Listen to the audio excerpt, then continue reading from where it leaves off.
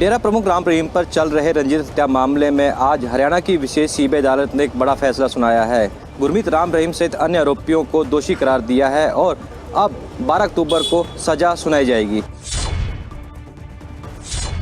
Jail में सजा काट रहे डेरा सच्चा सौदा प्रमुख गुरमीत राम रहीम सिंह की मुश्किलें कम होने का नाम नहीं ले रही। एक बार फिर गुरमीत राम रहीम को दोषी करार दिया गया है। दरअसल गुरमीत राम रहीम को रणजीत सिंह हत्याकांड मामले में पंचकुला की सीबीआई कोर्ट ने दोषी करार दिया है। 12 अक्टूबर को कोर्ट सजा का ऐलान करेगा। सुनारिया जेल में बंद राम रहीम समेत 5 आरोपियों को कोर्ट ने दोषी करार दिया है। रणजीत हत्या मामले में सीबीआई कोर्ट ने राम रहीम को दोषी करार दिया है। आपको समझाते हैं क्या कि ये पूरा मामला है क्या। मामले में अदालत ने पहले फैसला 26 अगस्त को सुनाना था। 12 अगस्त को बचाव पक्ष की अंतिम बहस पूरी हुई। करीब 2.5 घंटे की बहस के बाद आरोपियों को दोषी करार दिया गया। 10 जुलाई 2002 को कुरुक्षेत्र के रंजीत सिंह का मर्डर किया गया था। डेरे के प्रबंधन समिति के सदस्य रंजीत सिंह थे। पुलिस जांच में असंतुष्ट थे रंजीत सिंह के पिता। 2003 में की गई थी सीबीआई जांच की मांग। रंजीत सिंह के पिता जनवरी 2003 में हाई कोर्ट में भी याचिका दायर कर चुके हैं। हाई कोर्ट में याचिका दायर कर सीबीआई जांच की मांग की गई है। सीबीआई ने मामले में जांच करते हुए आरोपियों पर केस दर्ज किया था। 2007 में कोर्ट ने आरोपियों पर चार्ज फ्रेम किए थे। राम रहीम को यौन शोषण मामले में पहले हो चुकी है 20 साल की सजा। पत्रकार छत्रपति हत्याकांड में उम्र कैद की सजा सुनारिया जेल में राम रहीम काट रहा है। जानकारी के मुताबिक मामले में राम रहीम, कृष्णलाल, सबदिल, अवतार, जसबीर को दोषी करार दिया गया है, जबकि एक अन्य आरोपी इंदर सेन की मौत हो चुकी है। अब इन सभी आरोपियों को 12 अक्टूबर को कोर्ट सजा सुनाएगा। Doctor Sushil Kumar learn special जज सीबीआई की कोर्ट में फैसला सुनाया गया और इस केस में बाबा गुरमीत राम रहीम सिंह, कृष्णलाल, अवतार सिंह, सबदिल और जसबीर को 120B रेडमी सेक्शन 302 IPC में कन्विक्शन का ऑर्डर किया है, गिल्टी होल्ड किया है जी। और जो सेंटेंस की अनाउंसमेंट होगी वो 12 तारीख को मंगलवार को सुबह 10 बजे। इस मामले में सीबीआई के वकील ने मांग की है कि राम रहीम को सुरक्षा के मद्देनजर वीडियो कॉन्फ्रेंसिंग के जरिए ही कोर्ट में पेश किया जाए। मेरे ख्याल से तो कोर्ट वीडियो कॉन्फ्रेंसिंग के जरिए ही उनको वहाँ पे सजा सुनाएगी, क्योंकि सिक्योरिटी का जो मैटर है वो इन्वॉल्व है इस केस में। तो इसलिए उम्मीद यही है कि उनको वीडियो कॉन्फ्रेंसिंग के जरिए ही सजा सुनाएगी। फिलहाल पंचकुला की सीबीआई अदालत ने राम रहीम समेत 5 आरोपियों को तो दोषी करार दिया है, लेकिन अभी इस मामले में 12 अक्टूबर को कोर्ट सजा का ऐलान करेगा। करीब 14 साल तक सीबीआई कोर्ट में मामला चलने के बाद आज पीड़ित परिवार को इंसाफ मिला है। अब 12 अक्टूबर को राम रहीम सहित अन्य आरोपियों को सीबीआई कोर्ट सजा सुनाएगी। अब देखना ये होगा कि सीबीआई कोर्ट का क्या फैसला होता है। आम जनता को एक बार फिर से झटका लगा है। ये झटका इसलिए लगा है क्योंकि पेट्रोल डीजल की कीमतें कम होने की बजाय लगातार बढ़ती ही जा रही हैं। एक बार फिर से पेट्रोल डीजल की कीमतों में बढ़ोतरी दर्ज की गई है। अंतर्राष्ट्रीय बाजार में कच्चे तेल की कीमत स्थिर रहने के बावजूद देश में तेल कंपनियां अपनी मनमानी कर रही हैं। पेट्रोल डीजल के दामों में एक बार फिर वृद्धि का दौर शुरू हो चुका है, जिसके चलते आम लोगों को लगातार महंगाई की मार झेलनी पड़ रही है। अब एक बार फिर आम जनता को महंगाई का तगड़ा झटका लगा है। एक बार फिर सरकारी तेल कंपनियों ने पेट्रोल डीजल के दामों में बढ़ोतरी की है।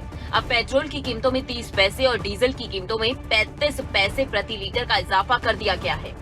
इस इजाफे के बाद कोलकाता में पेट्रोल का भाव 104 रुपए के पार पहुंच गया, तो वहीं चेन्नई में पेट्रोल ने 100 का आंकड़ा पार कर लिया है। अगर बात देश की राजधानी दिल्ली की जाए तो यहाँ 1 लीटर पेट्रोल का भाव 103 रुपए 54 पैसे हो गया है और डीजल की कीमत 92 रुपए 12 पैसे हो गई है। तो पेट्रोल का डीजल का वो ज़्यादा रेट डेली ज़्यादा ऊपर आ रहा, मगर नहीं कम हो रहा।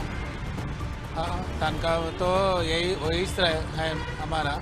मेरे को नहीं, सबको वैसी है, मगर जाने को आने को डेली 50 रुपये होता मेरे को। 1500 यही होता।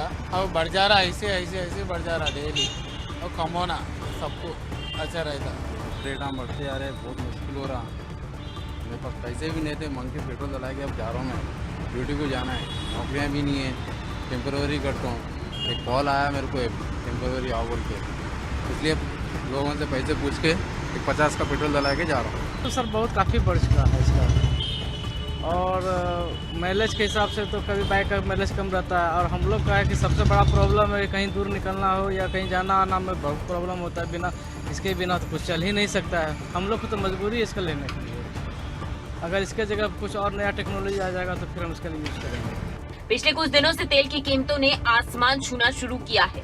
पेट्रोल और डीजल खरीदना आम आदमी की पहुंच से बाहर होता जा रहा है। लोगों का कहना है कि अगर ऐसा ही चलता रहा तो आने वाले वक्त में हालात और ज्यादा खराब हो जाएंगे। बहुत ढीली हुई है। हम तो बोल रहे हैं बार बार कि पेट्रोल ही नहीं, पेट्रोल पर क्यों कर रहे हैं? सभी चीज पर भी कीजिए, एकदम प्रश्न कीजिए।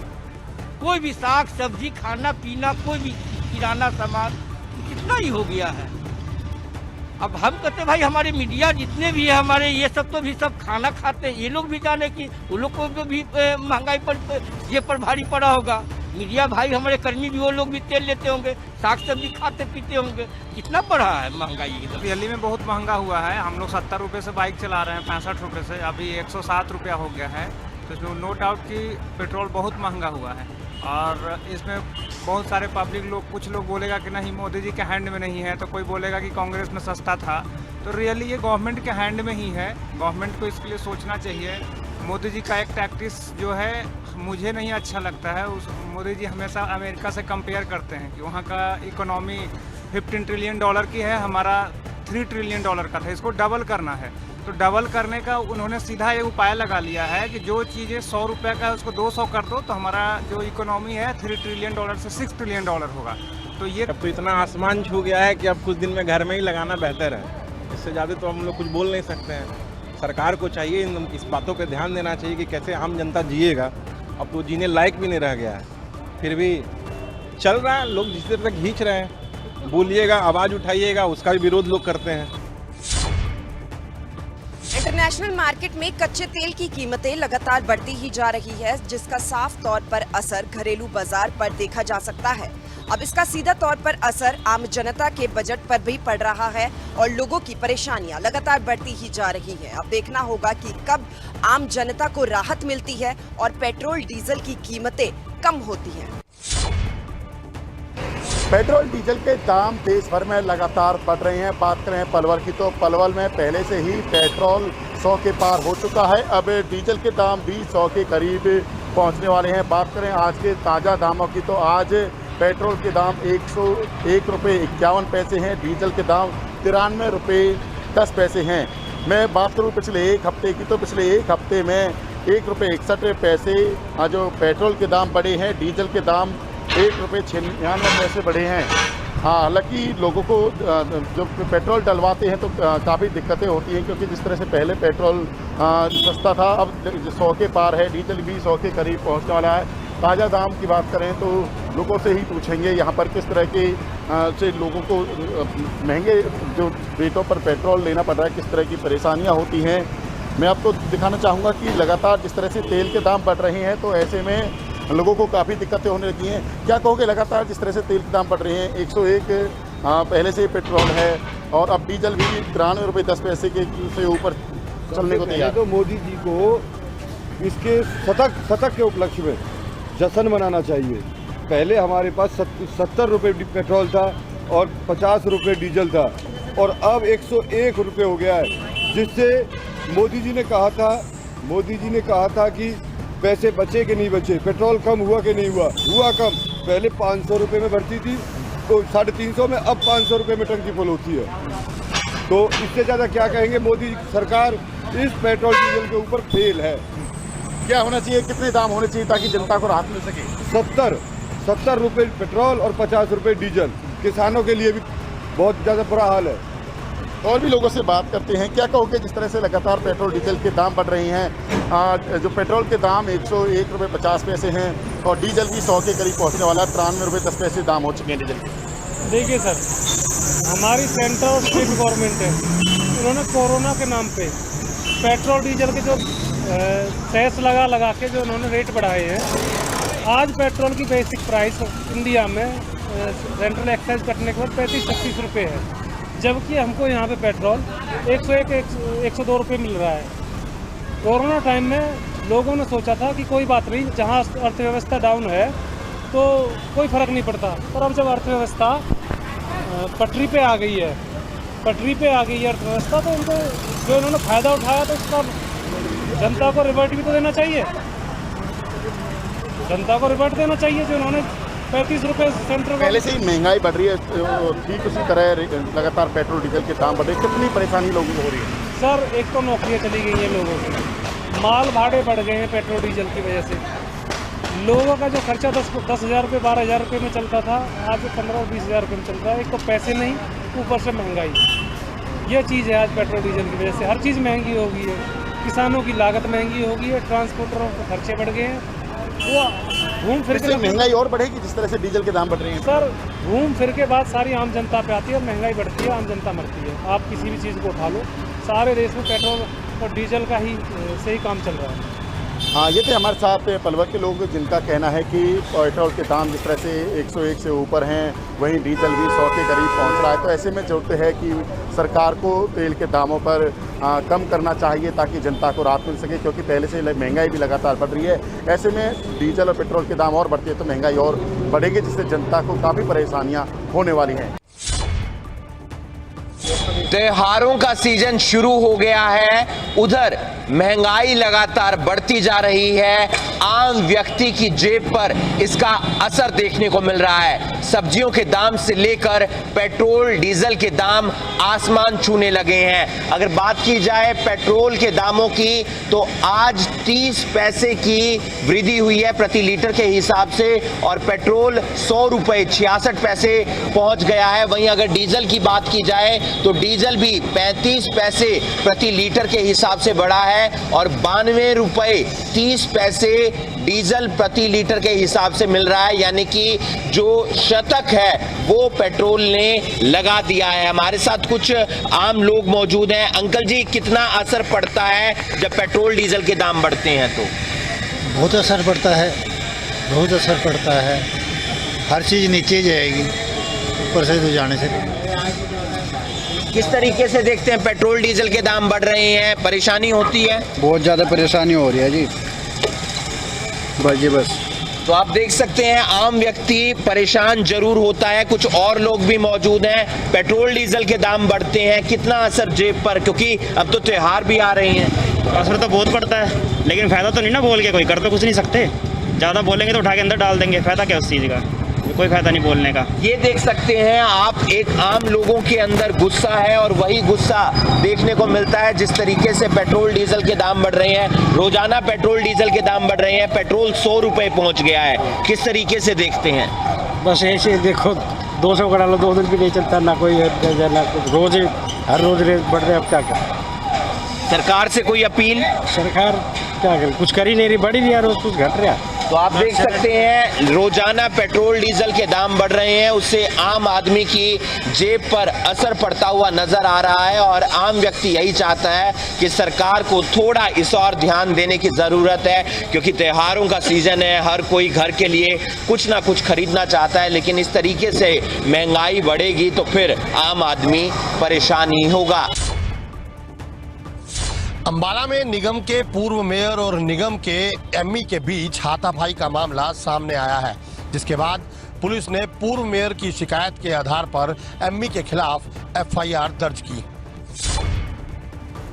अक्सर विवादों में घिरा रहने वाला अंबाला नगर निगम एक बार फिर सुर्खियों में है। इस बार निगम के पूर्व मेयर और निगम के एमई के बीच हाथापाई का मामला सामने आया। पूर्व मेयर के ऊपर आरोप है कि अतिक्रमण के मुद्दे को लेकर वो बीते कई दिनों से एमई को फोन कर रखे थे, लेकिन एमई उनका फोन नहीं उठा रखे थे।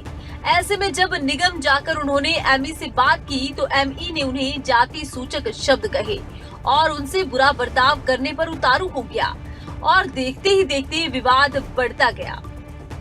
नौबत हाथापाई तक की आ गई। एमई पर आरोप लगाते हुए पूर्व मेयर ने कहा कि इस झड़प में उनके कपड़े भी फाड़े गए। फिलहाल पूर्व मेयर ने पुलिस को शिकायत सौंप दी है। मैंने उसको अलर्ट भी किया, मगर वो नहीं हटा। वो हाथापाई के ऊपर उतराया, उसने मेरे कपड़े भी फाड़ दिए। एज ए मेयर, अगर मेयर के ऊपर कोई हाथ उठाएगा, वो भी मेरे ऊपर हाथ उठाएगा, वो भी सहन कर लूँ, और बदतमीजी करेगा वो भी सहन कर लूँ। जब बात जाति सूचक के ऊपर आती है तो वो बर्दाश्त से बाहर होती है। मैं वो सहन नहीं कर पाया। ठीक है, मैंने उसके लगाई भी है 2, ऐसा कुछ नहीं है। जब कोई एक छोटा कर्मचारी इतने बड़े संवैधानिक अहदे के ऊपर मैं रह चुका हूँ, बदतमीजी करे, जाति सूचक शब्द कहे, तो वो बर्दाश्त से बाहर हो जाते हैं।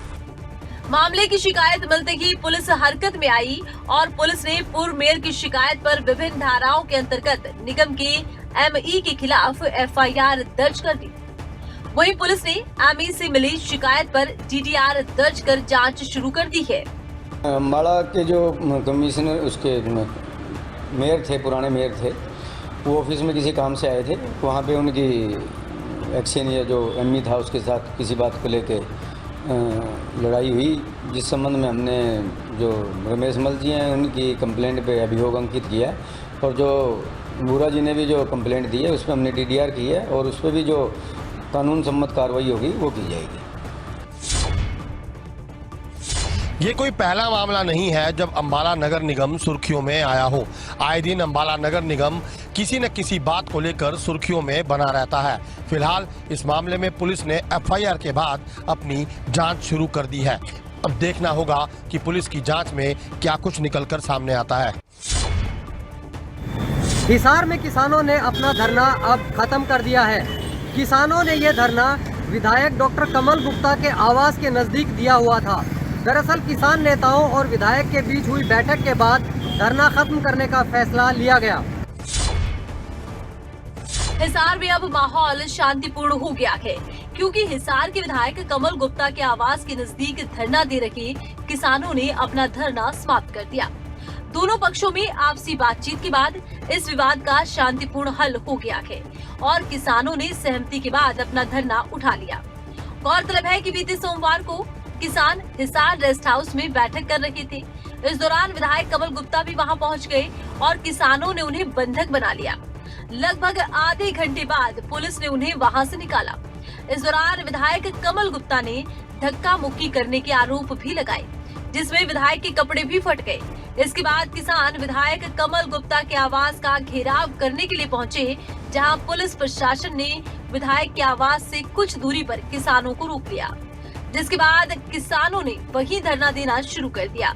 लेकिन अब मामला शांत हो गया है। मैंने कभी भी जो है किसान के बारे में उसके प्रति कोई भी अपशब्द नहीं बोला है। फिर बात ये आई कि भाई आपने कहा कि भाई जो असामाजिक तत्व, उन्होंने कहा कि भाई मैं किसानों के लिए असामाजिक तत्व नहीं बोला। जिसने मेरा कुर्ता फाड़ा था भाई उसके लिए मैंने असामाजिक तत्व बोला है। किसान मेरे आदरणीय थे, वंदनीय हैं और आदरणीय रहेंगे। किसान नेता रणबीर सिंह मलिक का कहना है कि उनकी बैठक विधायक कमल गुप्ता से हुई और जब वो कमल गुप्ता के आवास पर पहुंचे तो विधायक ने बुजुर्ग होने के नाते उनके पैर छुए। इस दौरान कमल गुप्ता के संतोषजनक जवाब के बाद ही धरना प्रदर्शन खत्म करने का निर्णय लिया गया। हमारी मांग तो यही थी कि भाई जो है उन्होंने जो कुछ ऐसा बोला था कि भाई असामाजिक तत्व थे, ये था वो था, तो उसके प्रति था। उसके बाद उन्होंने जो है इसमें स्पष्टीकरण कर दिया, माफ़ी मांग ली तो माफ़ी होगी। जब पाँव छू लिए, अपने से बड़े के जो पाँव छू लेते हैं तो माफ़ी हो जाती है। ठीक है, तो ये बात है। फिलहाल किसानों ने धरना खत्म तो कर दिया है, लेकिन किसानों का कहना है कि आगे भी बीजेपी और जेजेपी के नेताओं का विरोध जारी रहेगा। फिलहाल हिसार में माहौल शांतिपूर्ण हो गया है। प्रदेश में इन दिनों एटीएम फ्रॉड के मामले तेजी से बढ़ रहे हैं, जिसके बाद फरीदाबाद पुलिस ने आम लोगों को एटीएम फ्रॉड से बचने की तरकीब बताई है।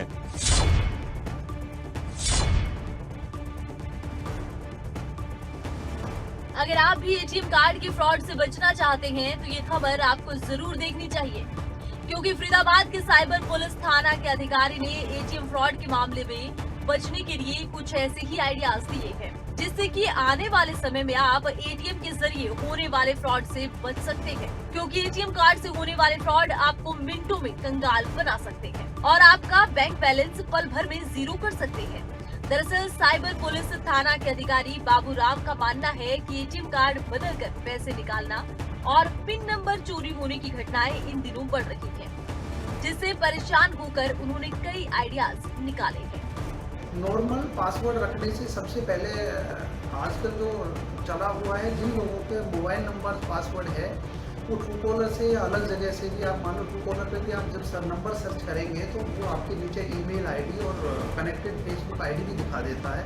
जैसे उस पर क्लिक करते हैं वो लॉगिन पे जाते हैं और सबसे पहला पासवर्ड क्रैक करने के लिए उनका मोबाइल नंबर ट्राई करते हैं, और जिन लोगों का मोबाइल नंबर पासवर्ड है वो बड़ी आसानी से हैक हो जाता है। अब बाबूराम की माने तो एटीएम कार्ड का पिन सबसे अलग तरीके से रखना चाहिए। जीमेल का पासवर्ड न्यूमेरिक होना चाहिए जिससे साइबर ठग उसे चुरा ना सके। न्यूमेरिक नंबर यानी जैसे शुरुआत में ABCD के साथ इन सभी अक्षरों के बीच में 1 2 3 4 5 6 7 जैसे नंबर भी शामिल किए जा सकते हैं ताकि पासवर्ड चुराने वाले को इसका पता न चल सके। पासवर्ड की ही तो मुख्य भूमिका है। पासवर्ड में हमने मान लो कि जैसे कि हमने लिखा A, उसके बाद हम लिखे @ और @ के बाद कुछ न्यूमेरिकल ऐसी डेट्स कुछ भी आप कर सकते हैं कि जो आपकी डेट ऑफ बर्थ या आपके नाम या आपके मोबाइल नंबर से संबंधित बिल्कुल भी ना। मोबाइल नंबर के अलावा डेट ऑफ बर्थ है हमारी, या एनिवर्सरी डेट है, या हमारा नाम है, इनको सबसे पहले वो ट्राई करेगा। गौरतलब रहे कि इन दिनों एटीएम फ्रॉड से जुड़ी कई घटनाएं सामने आ रही हैं। ऐसे में जरूरी है कि पासवर्ड को सबसे अलग और न्यूमेरिक रखा जाए। नुहू से एक बेहद ही शर्मनाक घटना सामने आई है। दरअसल बलई गांव के जंगलों से एक नवजात संदिग्ध हालत में मिला है।